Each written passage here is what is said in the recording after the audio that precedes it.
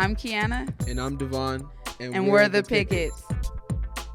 18. Yeah, so we were 18 when we first met. I was 19. Yeah. So and you were 18. You were just about to turn 19.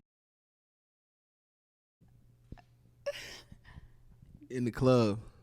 Well, it started in the club, and then it led to social media, and then in person. So I was really into Nunu, and when I seen Keanna, I didn't know her at the time, but I was like, oh, she reminded me of Nunu. Like, I was like, I'm about to have her. She's wifey. And it was kind of like a joke at the time, but it turned out to be the real thing.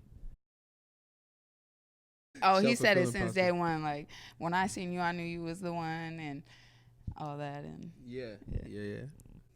Month or something after that was where it became social media, and then I reached back out and was like, played a little game, kind of like, my friend's into you, and he's like, who's your friend? And I'm like, she's in my profile pictures, and I was the only one in my profile picture. So I ain't gonna lie, I was juiced when I seen it was you, because I already liked you, but I was just like, all right, then, well, it's another friend, so we're gonna just make it work. But when I seen it was her, I was like, oh yeah. So no, I definitely felt like it was divine timing.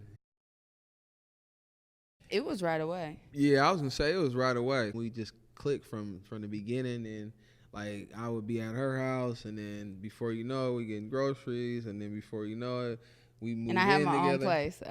She had her own place. I was digging that. I'm like, okay. From day one, I feel like she was just always all in and open to do whatever, Basically, it was up to me to lead at that point. And we talked about it. We were like, what are we doing here? Is this like friends with benefits? Are we just dating around? Are we actually trying to take this like long term? And it was like, we were like, we're in it for the long run. So we knew that we weren't playing games from the beginning. Yeah, it was just like the vision was clear, We didn't know exactly what that was going to look like, but we were like, we're going to just rock it out. So she was a big part of me graduating from high school and like finishing and getting my degree and all that, because I had basically stopped going to school for some time. And then once I got injured in basketball my senior year, met her.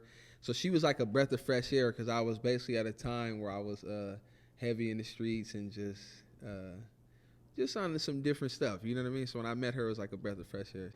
She made me want to like follow up, because I'd be having like a carefree sometime, you know what I'm saying? So she's more like the solid one, like, let's finish this. Yeah, let's just finish, let's see it all the way through, you know what I mean? It was fun, and it was like a really good experience to go together. So we, because I was already at Highline, and so then when we went down to Arizona, we drove down. It was 28 hours. We packed up our car, and like we chose not to live on campus because we wanted to live together. And so it was like we were maturing at a really fast pace and like learning it together. And it was fun. I feel like to go back to your question you asked earlier, like what was the difference maker? That was pretty much, I feel like, was like the difference maker. We were all in, but it was like came to a point after dating for like 7 months of like, okay, basically we had done all the work. She helped me with getting to school and all that, and so basically I got to the point where I was gonna be leaving to Arizona, and then we had a conversation of like, are you gonna come or are you gonna stay? And then so that was, for us, it was huge, because basically what it did is it allowed us to leave our environment where, like I told you, a lot of the thinking is a certain way. So then we were able to just focus on us, like, what we like and what we, what would help us in our vision as far as our family and where we want to go as far as moving forward. So I think CAC was one of those. It was well needed, and it ultimately helped us to come back here. It kind of prepped us, so to speak. There was no ring at the proposal. We were on rice and beans at the time. I was just like, look, this is out of all love. You know what I mean? When we get there, we're going to be able to do it. But we rocked out. We went and got the biggest, fakest ring at Walmart in Phoenix. In Phoenix, Arizona. That was a classic. I couldn't wear it every day because it would turn my finger green, but yeah, it was nice. And we bought the shades, and we was feeling like, yeah. Yeah, it was just more like we knew we could laugh at this, like, looking back, you know what I mean? So now we've upgraded, of course, and yeah, it felt good. Definitely felt good when we finally did get one. We were like, all right.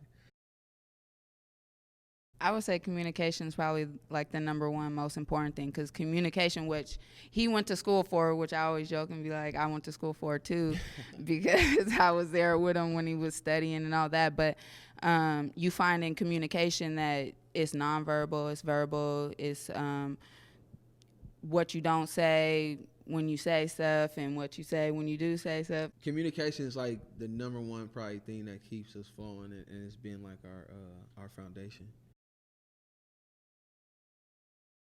I would say working together is awesome. We've been working together since when we were in college and had jobs on campus, and I would say it allows us to, like, everything's one. When we go home, when we're at work, our relationship is all built into one, so then we can really grow it. And yeah, what would you say? The challenge is just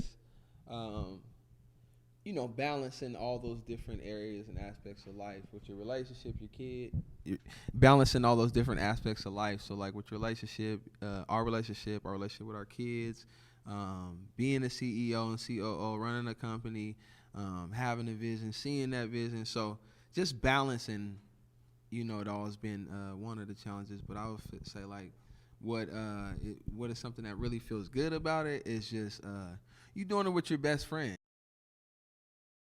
I would say the most rewarding part about being married is just you have somebody to grow with. Even when you can feel alone, you're not alone. You're bound by law, but it's you hold each other accountable, and you have accountability partner, and it's not you have to face issues like head on. I think, like she said, just being bound to someone and having like a partner that is like, it's there for you, and not just there for you in a way that, like, someone like a friend could be. This is like a deeper level. So, I was just saying, knowing that you're not going to be 70 and alone is very, very rewarding. It feels good. His tenacity, his grit, his drive. I love that. He's a diamond in the rough. He comes from the mud where I come from, and my my lover, my best friend. So I love that. I really love her because she loves all of me, which I feel like, me being me, I know that there can be some challenges. I feel like words I'm gonna fall short, but I definitely I love her dearly. I tell her all the time. I mean, I love her, man. I love her with all of me. You know what I'm saying? That part.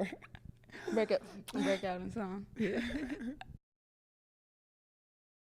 I would say we recover from arguing by just keeping it between us. Like, we don't go to social media. I'm not calling his mom, and like it's him and I. And so if that means we need space and go to the other room, or like he's gonna go work out, we give each other space. Then we can come back, and then we may even talk about it all over again, just to make sure points were made and there's understanding. And yeah, I like to say I'm the peacemaker. So it's just like, what I'm saying, everything is good, man. So Black Love, to me, is like we riding down the street, we listen to Nipsey Hussle, there you go. You have to bring it out. Yeah, that part. we playing basketball, like it's really it's the culture, and it's authentic, and it's like loving the skin you're in, because it's just many shades. And I would also say, like, Black love is like loving the struggle and like loving the success, and kind of having that chip on your shoulder, and like loving the process and feeling like we did this, and defining the odds. I think that's what we like to do, is like define the odds. So I think that could be added in there, Black love. I think love in general is by definition, it's like a strong affection for somebody. So I just think that it's it's just that, it's like, to love someone, you always giving them that extra blanket, that extra Band-Aid. You gonna, that extra piece of cheese. Like, if it's only two, you gonna split it. You know what I mean? So love is having like that compassion, and even that I would say that care, that withstand to even deal with someone. Because we all have that where it's like, man, I can go think for myself and do my own thing, but that love will ultimately keep a connection there if you got love. And I think yeah. I know I love my lady. Vote. Black Love 2020.